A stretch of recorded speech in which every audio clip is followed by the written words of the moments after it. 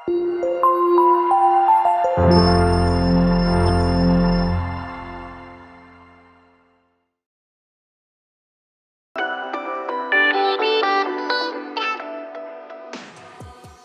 guys, kali ini kita berpetualang di Pelita Desa. Jadi Pelita Desa itu adalah komunitas yang dia membangun ekosistem industri tapi berbasiskan pemberdayaan masyarakat. Di dalam Pelita Desa ini ada outbound, ada flying fox, ada arum jeram. Bahkan di dalam situ ada booth-booth untuk masyarakat sekitar berjualan. Mau berjualan satu kentang, mau berjualan minuman pok ice, segala macam itu terserah.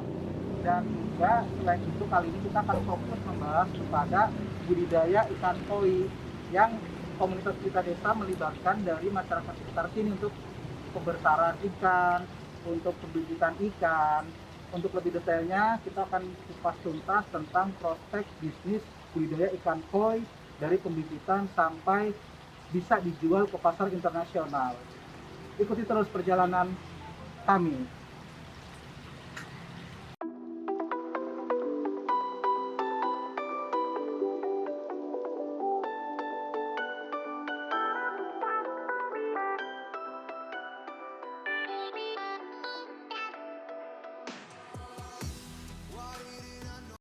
Ya, selamat siang para penonton.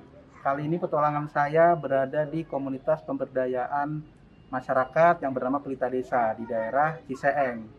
Karena masih situasi pandemi, jadi saya pakai masker dan kita dalam produksi ini tetap menjalankan protokol kesehatan. Kali ini kita akan coba mengupas tentang potensi bisnis dari ikan koi. Telah hadir di kita, nanti akan kita kunjungin adalah Pak Ujang, salah satu dari divisi Pelita Desa yang fokus untuk melakukan pembibitan ikan koi. Untuk lebih lengkapnya, mari kita ke lokasi.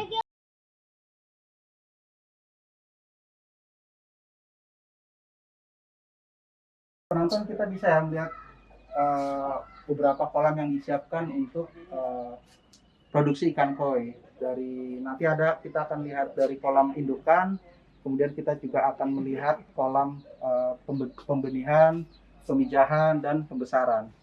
Lebih lengkapnya di sana sudah ada Pak Ujang. Ayo kita ke lokasi.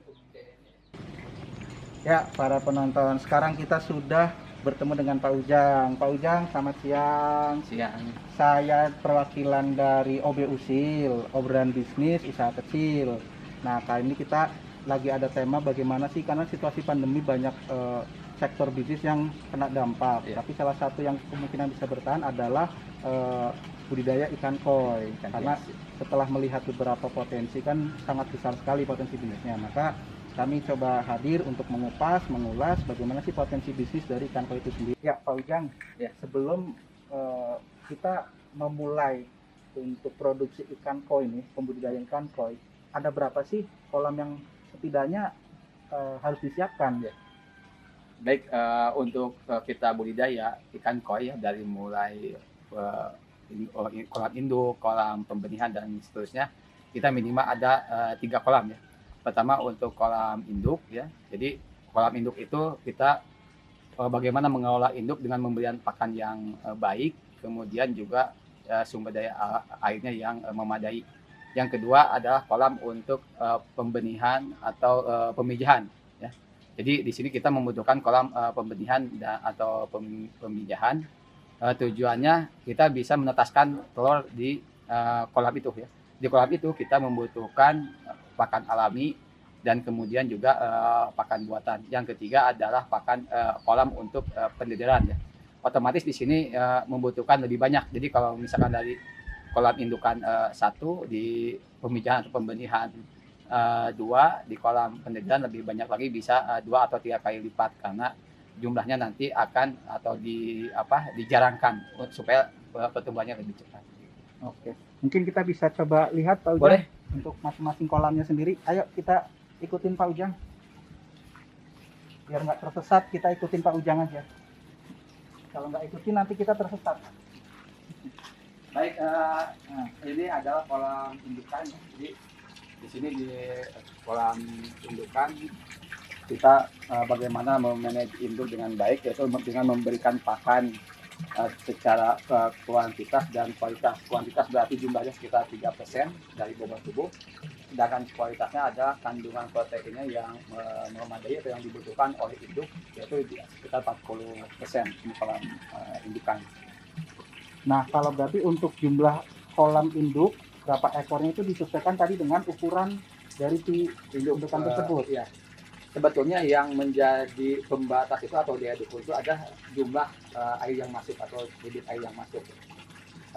Semakin besar air yang masuk, otomatis si indukan semakin banyak. Tapi umumnya biasanya ada 1 meter persegi itu atau 2 atau sampai 3 ekor.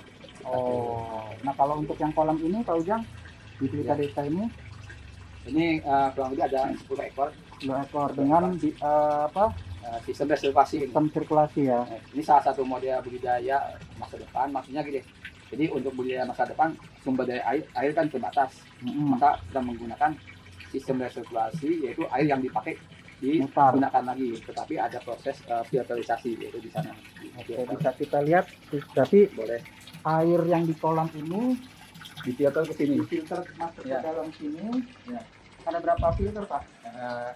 Di sini ada 2. Sebenarnya idealnya ada biofilter. Kalau kan fisik ya, jadi filter itu ada 2, ada filter fisik seperti ini. Jadi sisa pakan atau sisa Kotoran. partikel tersaring oleh filter ini. Nah, sementara yang sifatnya kimia atau amonia, salah satu yang sifatnya racun, itu efektifnya dengan menggunakan tanaman. Makanya ada kombinasi aquaponik, yaitu sistem filter menggunakan tanaman seperti kangkung untuk menyerap amonia, kemudian setelah diserap kembali ke Kalau ini kolam. terbuat dari apa Pak? Oh, ini hanya plastik ya, kayak Sikat-sikat ya. Wah. Jadi Ini sikat murah meriah guys. Pakai sikat. Jadi dengan filter ini si partikel tadi, terutama sisa pakan, nanti akan saling di sini. Jadi sirkulasinya pertama masuk ke sini dulu. Ya, dari itu kan pompa tuh masuk ke sini ke filter, baik lagi ke sini, Sekali lagi ke sana, baru ke sana. Ya. Oh.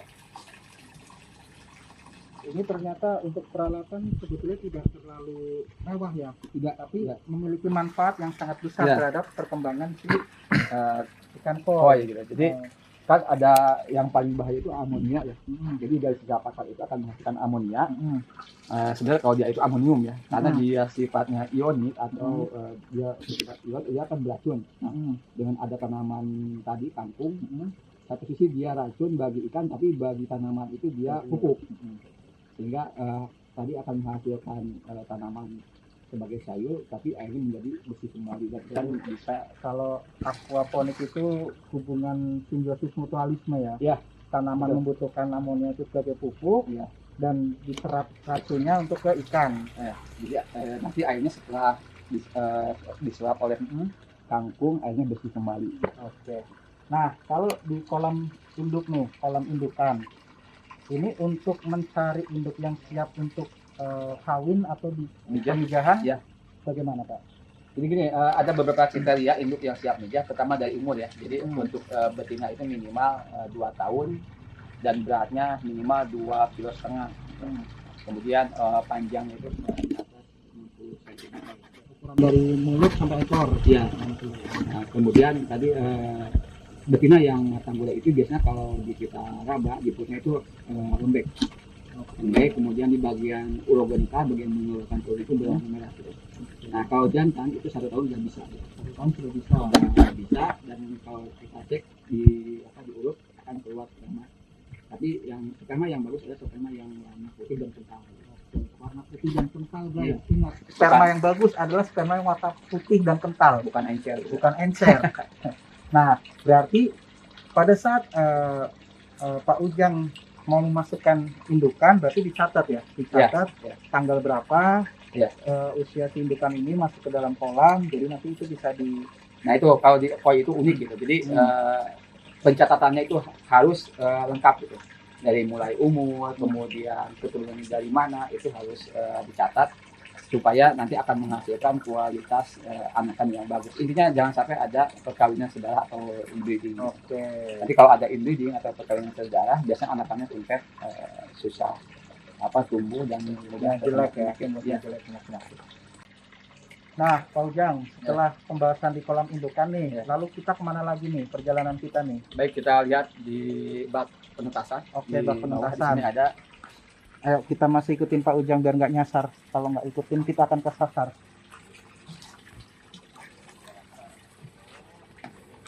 Ada berapa kolam, Pak?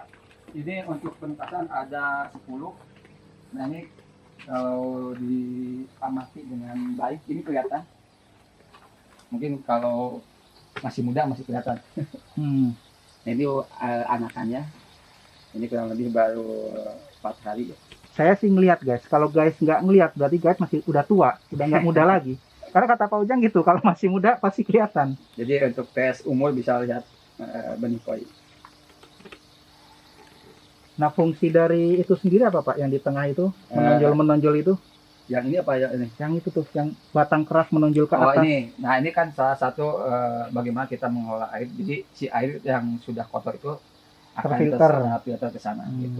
Kalau ini untuk udara ya? Ya, menambah difusi oksigen. Difusi oksigen. Jadi si ikan setelah pemijahan, ya, terus perut sudah hamil, induk betina. Kalau ikan itu bukan hamil, tapi matang kunan. Oh maksud. Hamil itu ibu-ibu. Nah nanti baru pengentasannya di sini. Ya. Nah untuk pengentasan sendiri si indukan diceburin di sini baru lahir atau? Enggak. Jadi kita dipijahkan di sana. Si telurnya dibawa ke sini. Oh, telurnya dibawa ke sini. Dibawa ke sini. Kalau indukan digabung nanti biasanya si telurnya dimakan lagi. Berarti dalam proses pemijahan sampai pengentasan itu harus dipantau terus Pak ya? Iya, harus dikontrol terus karena gini, ikan yang baru netes itu kan seperti bayi ya, dia masih tahap yang kritis, sehingga harus diperhatikan. Makanya di sini di bak supaya tidak terkena air hujan. Kalau untuk waktu sendiri Pak, pada saat pemijahan sampai ke pengentasan cuma 3 hari. 3 hari ya. Tergantung cuaca. Bisa kalau cuacanya agak panas, agak cepat, misalnya 2 hari setengah itu udah pada netes. Nah, hal-hal apa aja tuh yang biasanya menghambat dalam proses pemijahan Pak? Dalam proses pemijahan pertama, prinsipnya gini, ikan kenapa susah mijah karena stres gitu. Stres itu misalkan apa? Misalkan waktu pengambilan indukan terlalu panas atau terlalu siang gitu. Nah itu akan berpengaruh terhadap bagaimana mijah atau tidaknya gitu. Walaupun sekarang ada hormon yang dapat membantu untuk mempercepat pemijahan. Sebenarnya kan ada beberapa faktor. Pertama dari ikannya sendiri tadi. Ikannya bagaimana supaya tidak stres. Sehingga waktu kita sortir indukan itu diusahakan misalkan tidak panas, kemudian tidak tegang ikannya. Sehingga tidak ada hormon yang istilahnya membuat stres. Salah satunya kan hormon kortisol ya. Kemudian lingkungannya. Kalau tadi diibaratkan ibu bapak, berarti kan lingkungannya harus bersih gitu. Nggak boleh berisik. Iya, gitu airnya juga harus air yang bagus, tidak ada bau, kemudian oksigennya cukup. Kemudian satu lagi di dalam pemijahan ikan itu ada yang merangsang ikan mijah adalah bau tanah atau petrikor gitu. Bau tanah tapi tanah kering bukan. Itu mempercepat. Iya.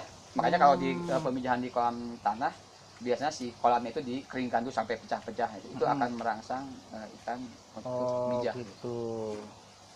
Proses 3 hari kira-kira ya, dari pemijahan sampai pengentasan. Ini ada berapa? Ini berarti semua hasil telurnya Pak ya? Dipisah-pisah Pak ya? Satu kolam biasanya berapa ikan Pak? Kira-kira? Ini kurang lebih 10.000. 10.000? Ya, 10.000. Untuk ukuran kolamnya? Ini sekitar diameter 2 ya. Diameter 2 ideal untuk 10.000.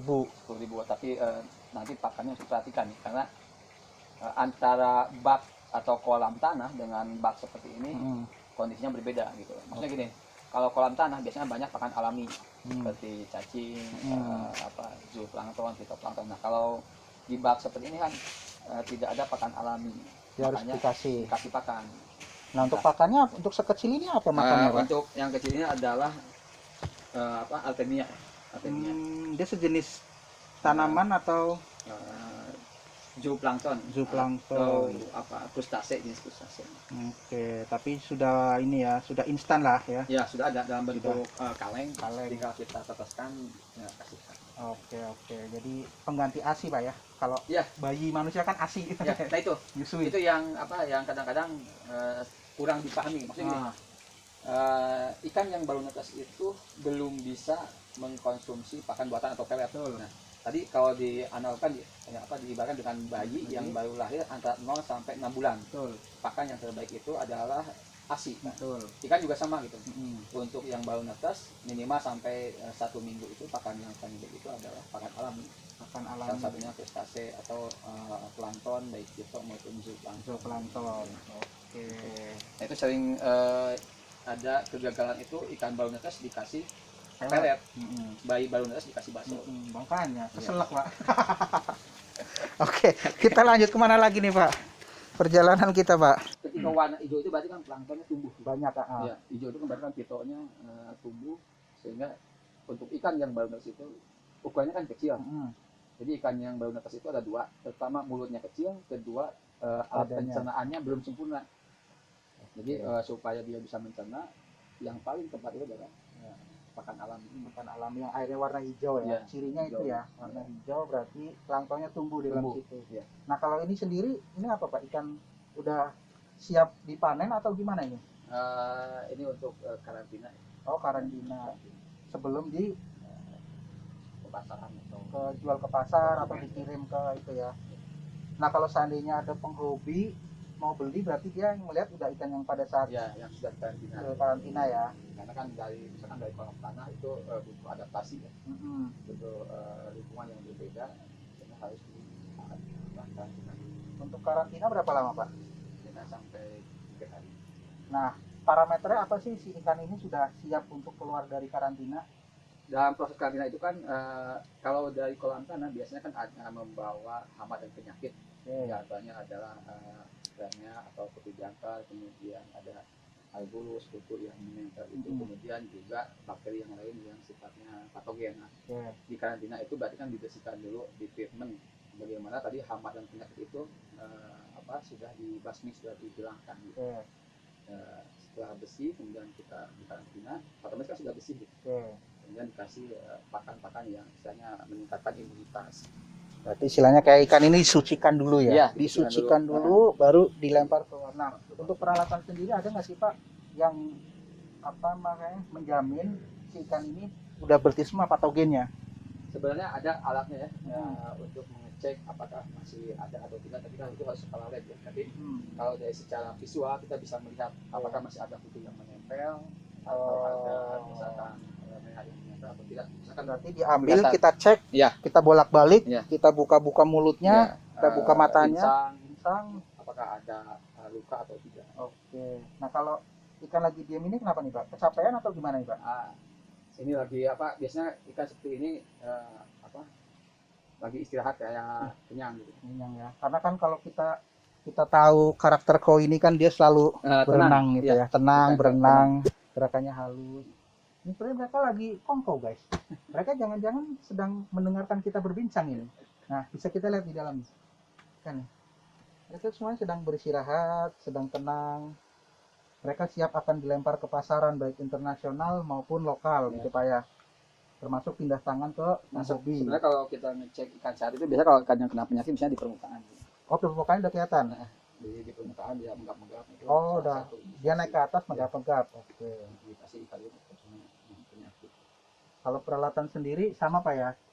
Udara, terus filter, ini aerator, gitu. aerator untuk penyaring kotoran.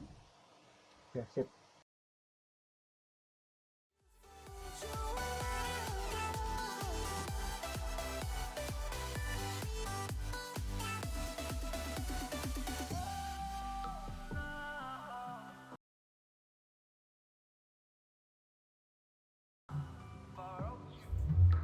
Oke guys, tadi kita sudah ketemu dengan Pak Ujang di dalam untuk bahas soal bagaimana cara pembibitan, bagaimana cara penyijahan, dan bagaimana teknik-tekniknya, bagaimana solusinya untuk menghadapi penyakit yang menempel dalam tubuh ikan. Nah, di Pelita Desa ini juga melibatkan masyarakat untuk melakukan pembesaran sebelum ikan akan dijual ke pasar. Nanti kita akan bahas lebih lanjut tentang bagaimana prospek bisnis pembudidayaan ikan koi dari pembibitan hingga dijual ke pasar internasional. Saksikan terus. Stay tune. If I wrote you a letter now, would I have a chance? If I wrote you a letter now, would it even be read? If I wrote you a letter now, if I wrote you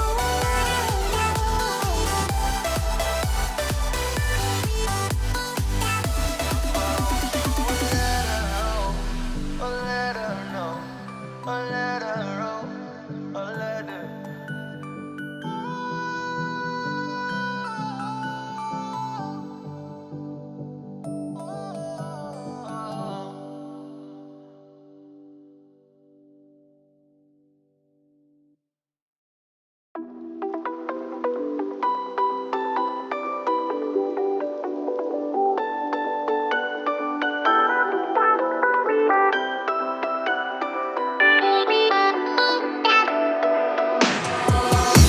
Why didn't I know from the very start? Oh, you left me here just to fall apart. If I wrote you a letter, would I have a chance? Would you read my letter if I had it sent? If I wrote you a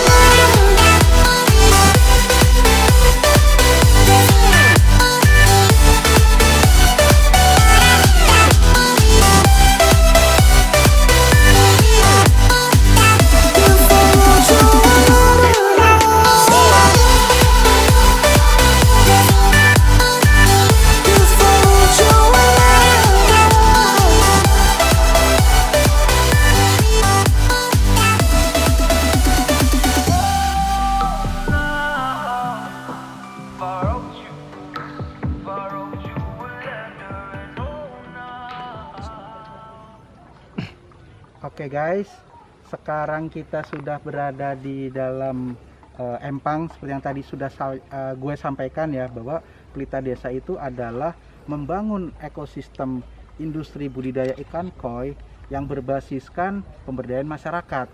Jadi setelah tadi kita lihat tentang pembibitan, maka setelah larva yang sudah lahir itu akan dioper ke masyarakat. Masyarakatlah yang akan melakukan pembesarannya dari ukuran 2 cm, 7 cm sampai 12 cm. Itu akan dioper ke tempat lain untuk dilakukan sortir, mana yang layak ke pasar internasional, mana yang layak ke pasar lokal.